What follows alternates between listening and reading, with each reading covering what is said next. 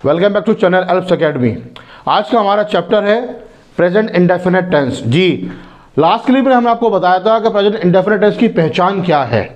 Tenses जो English की जान है, इंग्लिश की जड़ है, इन्हें अच्छी तरह समझना है।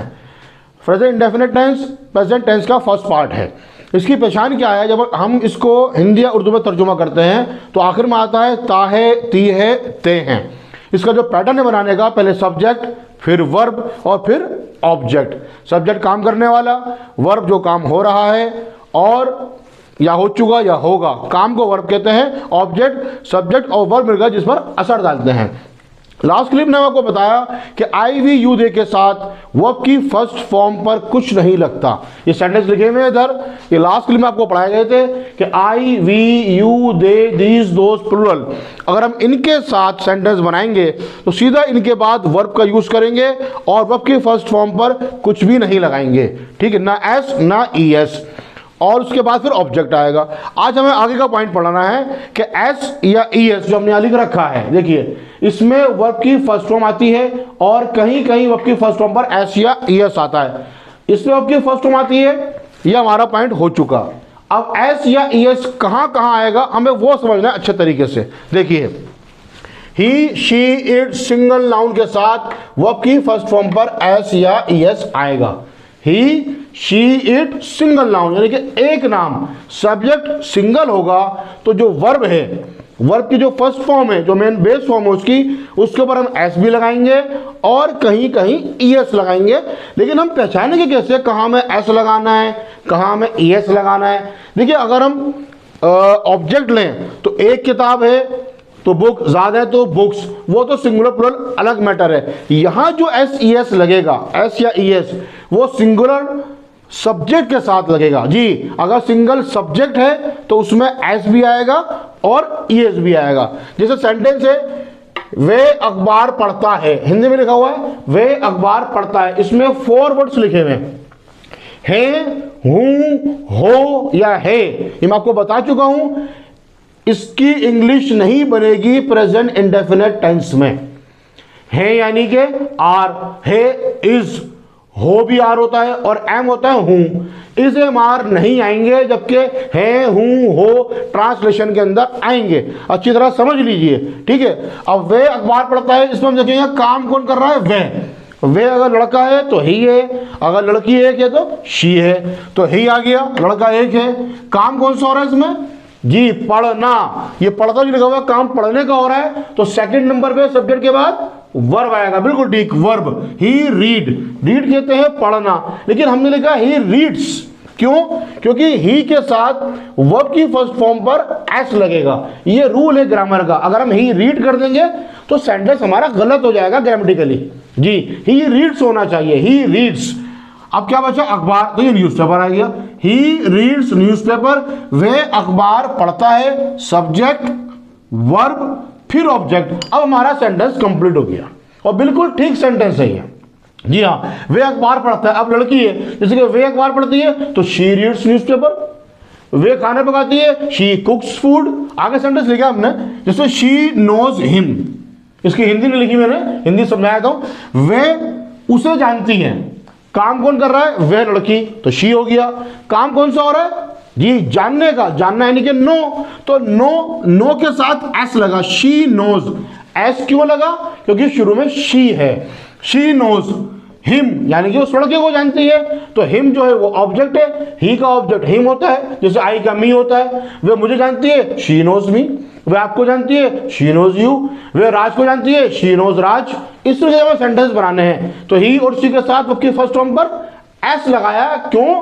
क्योंकि ये प्रेजेंट इंडेफिनिट टेंस है और इसकी जो हिंदी होगी ता है, ती है, ते है में होगी, इस वजह से लगाया। ये ध्यान रखिएगा। एस हमें क्या बता रहा है?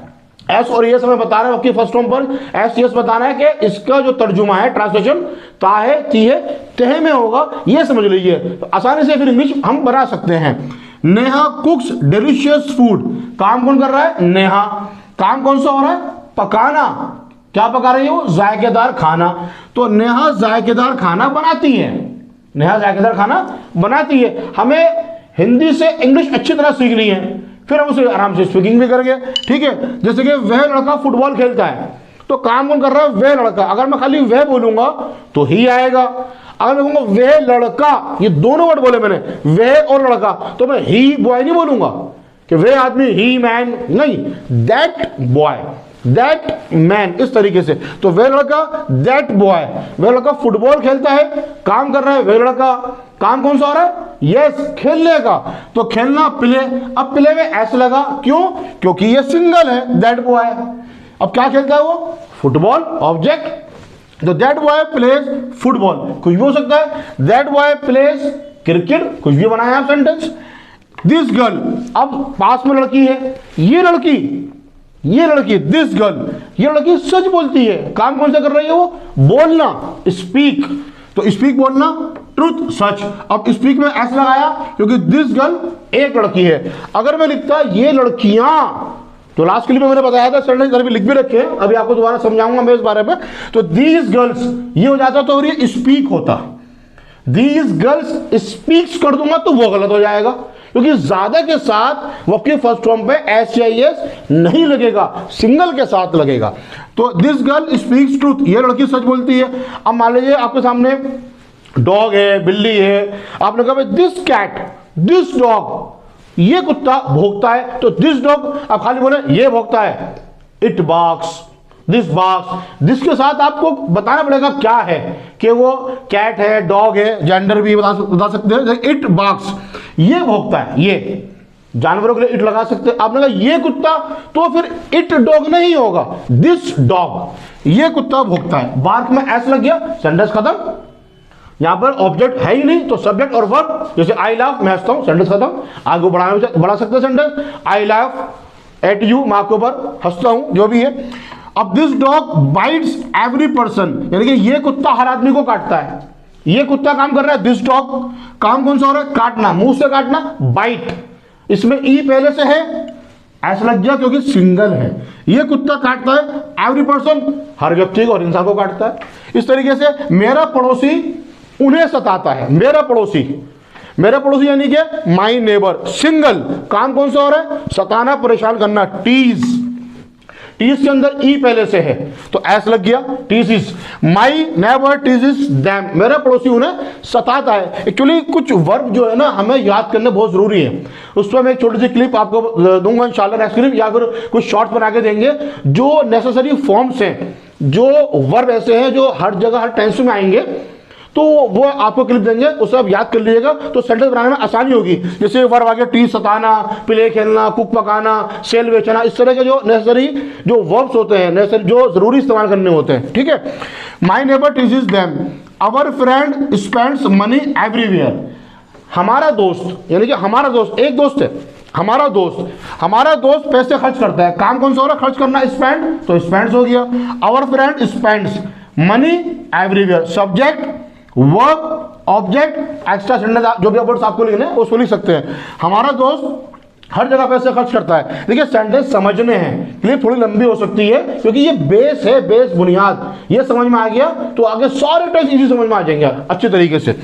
मूसा यहाँ रहते हैं, ठीक है, काम कर रहा मूसा, काम कर रहने का लिव, तो मूसा लिव्स। तो मूसा लिव्स क्यों हुआ? क्योंकि मूसा सिंगल है इसलिए एस लग गया, ई पहले से। यहां रहते हैं तो हेयर, दिल्ली में रहते हैं, इन दिल्ली, वहां रहते हैं तो देयर, कुछ भी बना सकते हैं।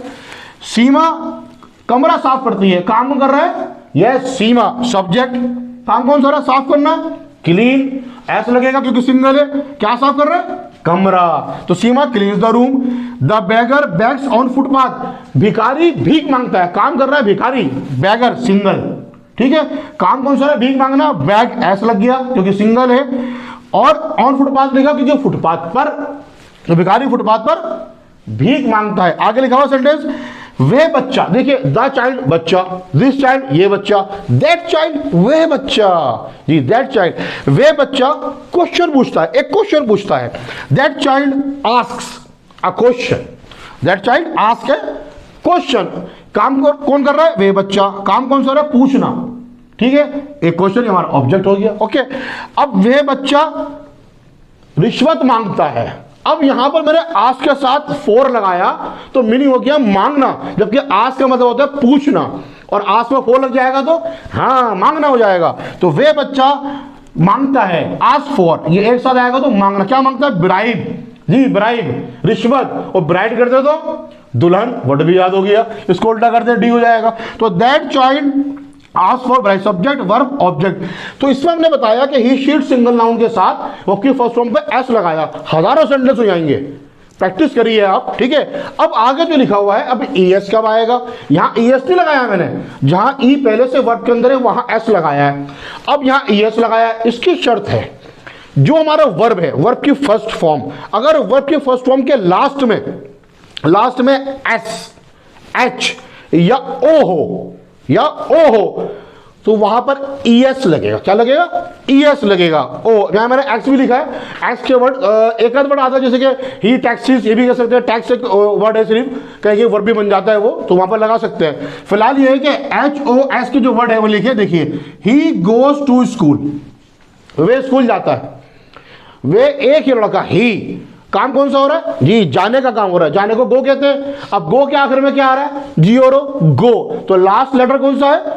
ओ, तो इसमें ई एस लगेगा क्योंकि शुरू में ही है। अगर शुरू में दे होगा तो गोज नहीं होगा, गलत हो जाएगा। अगर मैं कहूं दे गोज, गलत, ही गोज, अब ठीक है, ही गो बोलूं तो गलत, ठीक है। ग्रामर के रूल समझ लीजिए, ही शीट संज्ञाओं के साथ ई एस भी आएगा वो आपकी फर्स्ट फॉर्म पर। वे स्कूल जाता है, he goes to school, she goes to school, she goes to office, my father goes to office, my father goes to shop, जो भी है। वे कपड़े धोती है। अब ये वॉश वर्ड है, वर्ब, सब्जेक्ट यस, काम करने वाला, शी, काम कौन सा कर रही हो? यस, धोने का, वॉश, वॉश के आखिर में क्या है? एच, तो क्या लगाया मैंने? यस, ई एस लगाया। अगर मैं खाली एस लगा दूं तो गलत हो जाएगा। शी वॉशेस द क्लोथ, यहां जो क्लोथ से ई एस लगा हुआ है वो सिले हुए कपड़े और ज्यादा कपड़े के लिए लगा हुआ है, ठीक है। तो वे कपड़े धोती है, subject verb object, E S आया क्योंकि एच है, ई एस आया क्योंकि ओ है, और साथ में शुरू में सिंगल सब्जेक्ट है, जी शालू, सिंगल सब्जेक्ट, फिल्म देखती है, काम चालू कर रही है, कौन सा काम कर रही है? देखना, वॉच, तो ई एस, वॉचेस मूवी, शालू वॉचेस मूवी। और ये दो नाम हो जाए, शालू एंड नेहा, तो वॉच हो जाएगा, जी। एक अंधा आदमी, एक अ ब्लाइंड मैन, सड़क पार करता है। अब पार करना, क्रॉस, क्रॉस में लास्ट में क्या आ रहा है? एस, तो ई एस लगाएंगे। A blind man crosses the road, crosses the bridge, कुछ भी हो सकता है। एक अंधा आदमी सड़क पार करता है। द बर्ड, यहां पर मैंने लिखा फ्लाई का फ्लाइज लिखा है, फ्लाई का फ्लाई एक्चुअली वर्ड होता है एफ एल वाई, फ्लाई। तो अब जब वाई होगा किसी वर्ड के अंदर, वाई, तो वाई को काट के हम लगाएंगे आई ई एस, लेकिन कब लगाएंगे? जब शुरू में सिंगल सब्जेक्ट हो, जी। The bird flies in the sky, bird परिंदा, चिड़िया उड़ती है, परिंदा उड़ता है आसमान के अंदर, इन द स्काई, ठीक है। तो ये फ्लाइज हो गया क्योंकि वाई काट के आई एस लगा।